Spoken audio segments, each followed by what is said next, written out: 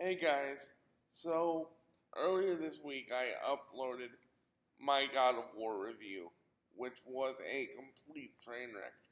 I'm sitting here fumbling and I'm mixing up my words and having to make up fillers, so let's just ignore the train wreck and let's see if I can get this right. Alright, so without further ado, here's a redo of a review. The review redo. Alright, so last week, or a couple weeks ago now, I posted a video talking about an impending surprise coming to the channel. And that moment has finally arrived. God of War has been released for the PlayStation 4, and with critical acclaim, might I add. I welcome anyone on this journey with me to continue the story of Kratos and learn the story of his young son Atreus. But before I get to that, a little backstory on the God of War franchise.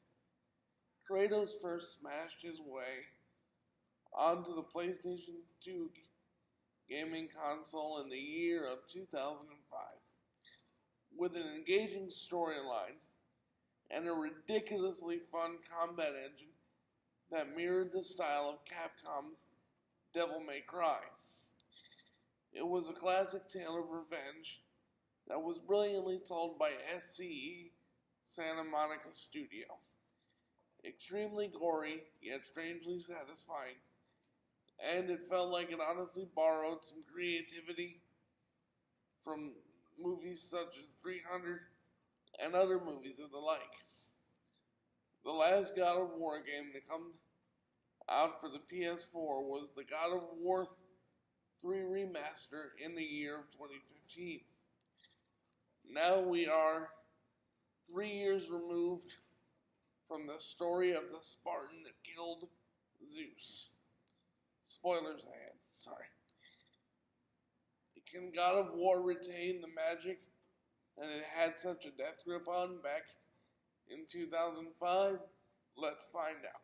Controls for this game come with different configurations such as L2 and R2 functioning as your light and heavy attacks respectively. It also has the ability to take on sort of a classic control scheme, swapping your shoulder buttons with the X and circle buttons while your commands for Atreus take control of the shoulder buttons. Although this is a very different approach to the God of War franchise, the most important aspect of the game is the combat, which is still as fluid and accessible as ever. There is a learning curve, however. It is not too steep for casual gamers to pick up and play, and God of War veterans will feel right at home, but they will also get a different experience because it's a different Kratos. The controls for me get a 4.5 out of 5, which is pretty solid. Graphics. Graphically, this is one of the most gorgeous games I've ever seen. Sony Interactive's Entertainment Santa Monica, that's a tongue twister, has done an excellent job in capturing the look and feel of the different realms in the time of the Norse gods. Each realm has its own unique atmosphere and challenges you must face. So far though, my favorite realm to look at is Midgard. The close-ups of all the mythical beasts that you come in contact with on this epic journey look absolutely stunning, and you feel immersed in the environment as you battle your way towards completing your objective, which is honestly something you want to feel in a game like this. Graphics get a 5 out of 5 from me.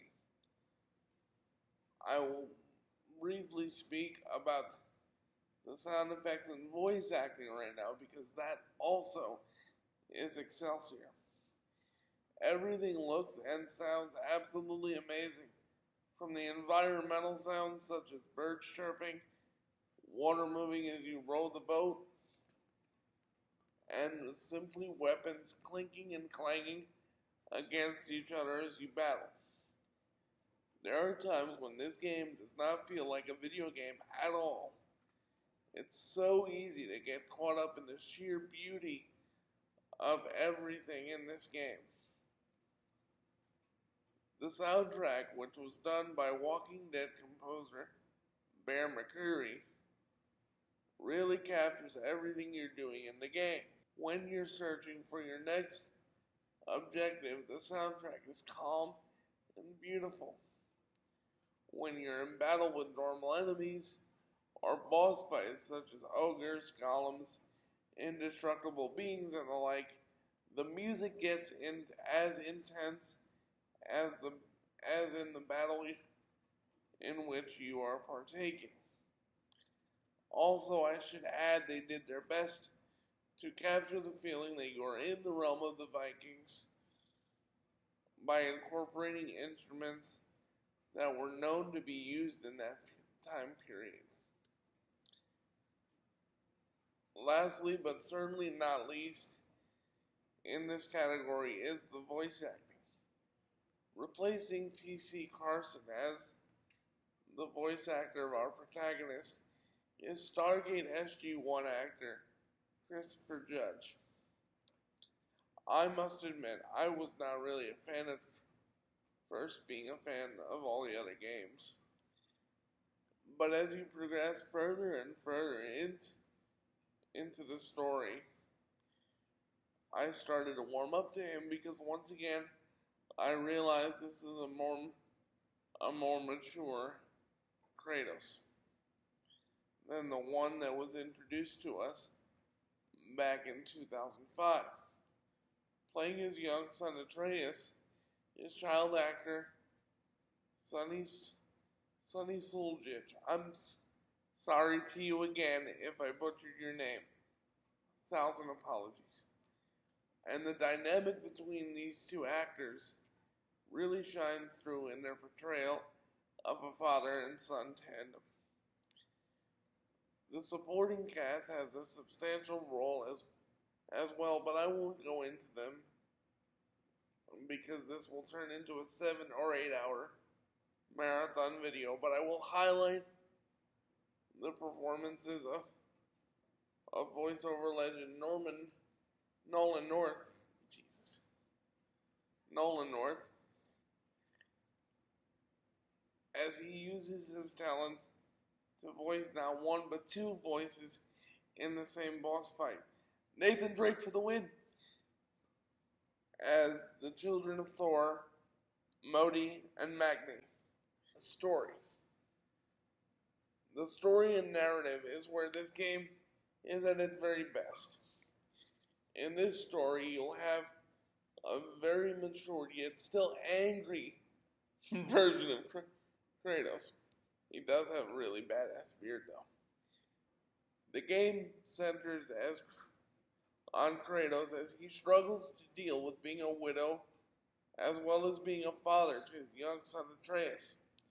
Kratos is not only battling his own demons with trying to forget about everything that happened in Greece and losing Atreus' mother Faye, but he's also struggling with the fact that his son bears the same curse of being a demigod.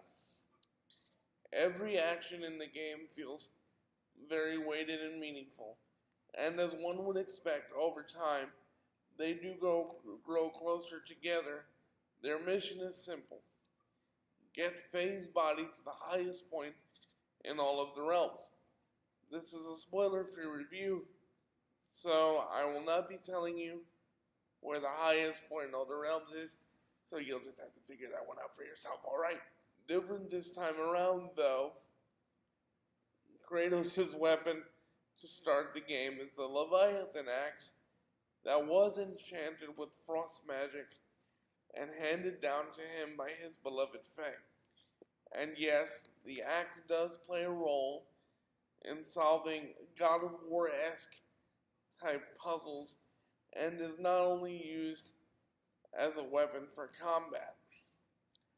I recently completed the main story, and I have to give the story a 5. It's a 5 out of 5. Every action that you complete in the story feels very weighted and meaningful. I don't know about anyone else that has played the game, but by the mid chapters, I kind of felt like it was my responsibility to help these two gentlemen fulfill their goal, and it's easy to become one with the characters. As Kratos and Atreus grow together, you learn something about yourself in the process. I'm in the progress of doing most of the side quests. Accessibility. This will be short. The game has an accessibility menu. Thank you, SIE Santa Monica. This channel was founded on the beliefs and the mission that I will be able to give gaming back to the disabled and differently abled. Going over the accessibility options quickly, the ability to hold a button instead of repeatedly tapping a button during some events in-game is a huge thing. I can't tell you how many times I've died because I wasn't tapping the button fast enough and I simply gave up on the game due to frustration. I'm having this battle with the God of War 3 currently. The ability to make these things easier makes the game an enjoyable experience, and I hope that other developers will follow suit. Good on you, SIE. Good on you. Replayability. I'll just say it, this game is outright replayable. Not only do you have the main story, but you also have side quests that you must complete for your other allies in the game, and of course you get some cool in-game items to use. In closing, as it stands right now, God of War is an extremely solid experience, and it's arguably the most fun I've had with an action game all year long. Now, I know 2018 is young, and I'm sure there'll be more to offer, but as of right now, any other game will have its work cut out for it if it wants to take my top spot. Everything from the graphics, to the gameplay, to the environments, to the voice acting, and my number one X factor, the accessibility menu. No game is flawless, but this is pretty damn close. For me, God of War gets a 10 out of a possible 10. Please like, comment, and subscribe. Follow me on all my social medias, which I will link in the description down below. And remember, the game always stays on.